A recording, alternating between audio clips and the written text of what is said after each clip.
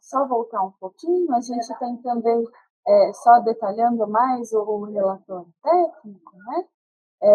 Nesse relatório técnico, ele vai conter todo o estudo de ATS, né? Então, ele vai falar um pouquinho da doença, da tecnologia, vai conter também a análise das evidências, né? Então, evidências clínicas, a avaliação econômica e o impacto orçamental, o monitoramento do horizonte tecnológico e a recomendação da Conitec.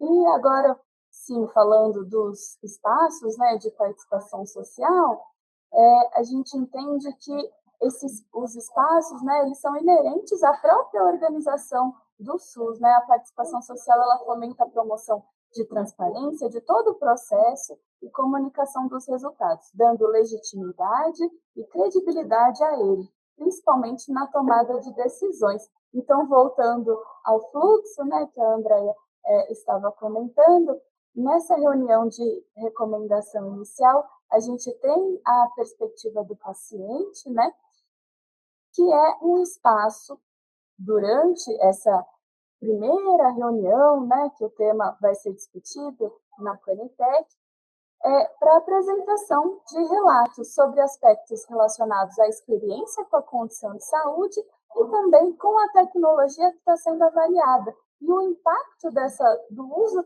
dessa tecnologia na qualidade de vida do usuário, né? A participação na reunião da Conitec, dos usuários na reunião da Conitec, ela agrega elementos sobre a experiência de vida real e sobre as possíveis influências da incorporação dessa tecnologia que está sendo avaliada na qualidade de vida dos usuários, no cotidiano, né? A ação ela teve início em dezembro de 2020 e já foram abertas 391 chamadas públicas, que contaram com 23.863 inscritos e já tivemos 234 participações. A gente sempre diz, né, que esse espaço ele é importante porque ele vai agregar aspectos relacionados à condição de saúde, né?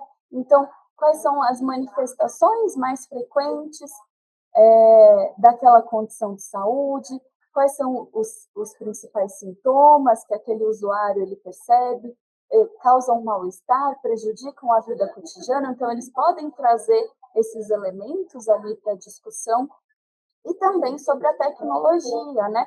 Quais seriam as vantagens dessa tecnologia? Ela melhora os sintomas, promove a qualidade de vida, como que as atividades diárias elas são alteradas, né, com o uso dessa tecnologia, ou não, ela apresenta desvantagens, tem muita dificuldade no uso, tem eventos adversos, a administração é difícil, como que foi também o acesso a essa tecnologia? Teve impacto no orçamento familiar? E também, se ainda não fez uso da tecnologia, qual seria a expectativa para esse uso, né? Então, a gente sempre diz que essa experiência de vida real ela é muito importante também para esse processo de ATS, né? Então, seguindo o fluxo da incorporação, a gente tem, após a recomendação inicial, a gente tem a consulta pública, que ela fica aberta num prazo de 20 dias, né, de até 20 dias, podendo ser reduzido para 10 dias em casos de urgência. É um espaço que a sociedade tem para contribuir com sugestões, opiniões, comentários ou novas informações técnico-científicas também sobre a tecnologia que está sendo avaliada. E a recomendação inicial ela fica e também sobre a recomendação inicial da Conitec, né? Ela fica disponível por meio de um formulário eletrônico no site da comissão. Já tivemos 996 consultas públicas realizadas desde 2012. E para subsidiar essa consulta pública, nós produzimos também relatórios para a sociedade, que são versões resumidas daqueles relatórios técnicos que eu comentei, que são elaborados com uma linguagem mais acessível para o para o público geral, né? Facilitando o entendimento do assunto em debate e o posicionamento do usuário. Então, a gente trouxe aqui uma imagem, né, do relatório da sociedade e, após as contribuições recebidas, né, nesse formulário de consulta pública, é realizada uma análise qualitativa dessas contribuições. Nós realizamos uma análise temática de conteúdo das contribuições de experiência e opinião, a fim de apreender sentidos, percepções e perspectivas dos atores interessados a respeito da potencial incorporação, o uso da tecnologia avaliada, bem como de outras tecnologias já disponíveis, né? Nós utilizamos uma abordagem metodológica de codificação e categorização temática, sendo desenvolvida e gerenciada e operacionalizada com auxílio do software de análise de dados qualitativos, o NVivo. A análise qualitativa dessas contribuições, ela teve início em 2022 e já foram realizadas 188 análises e estamos com 12 em andamento. Então, essa análise, ela volta para a reunião da Conitec para uma reunião de recomendação final. Então, a análise das contribuições é apresentada, o comitê discute novamente e emite uma recomendação final. Outro espaço é a audiência pública, que fica da secretária da SCTI e, tendo ou não audiência pública, é ela quem faz a decisão final, né? A decisão final é do Ministério da Saúde, representado na figura da secretária da SCTI. Então, a Conitec recomenda, é o Ministério que vai decidir sobre a incorporação ou não da tecnologia avaliada. E nas reuniões da Conitec, nós também temos outros convidados, os atores do sistema de justiça, né? Então, o Conselho Nacional de Justiça, o Conselho Nacional do Ministério Público e o Conselho Superior da Defensoria Pública. Temos também os profissionais de saúde, que são convidados a participar da reunião, trazendo sua experiência clínica com a condição de saúde avaliada, e também representantes da gestão do SUS, então áreas técnicas do Ministério da Saúde, representantes das secretarias, de hospitais, universitários e outros institutos.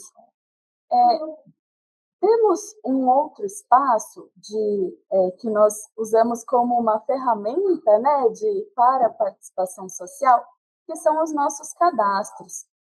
Nós criamos cadastros para usuários, familiares e cuidadores, organizações da sociedade civil, como as associações de pacientes, especialistas em saúde e gestores do SUS.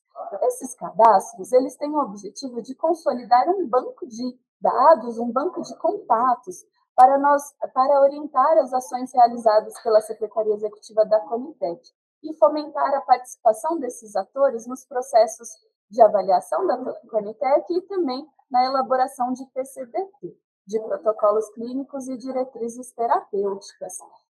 Nós entramos em contato, né, com pessoas cadastradas quando nós temos ações, iniciativas, né, que a gente percebe, olha, essa pessoa cadastrada, ela poderia ter interesse nessa ação específica. Então, quando a gente tem chamada pública da perspectiva do paciente, nós fazemos a divulgação dessa chamada pública também para as pessoas que estão cadastradas no nosso banco, né?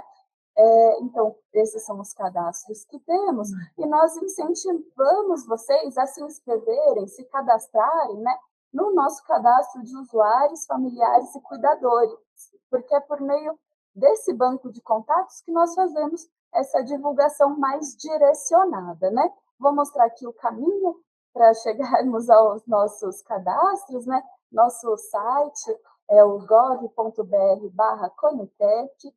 Mais abaixo, nós temos a parte de participação social, então temos um acesso rápido aqui à consulta pública, a nossa portaria de designação dos membros, né?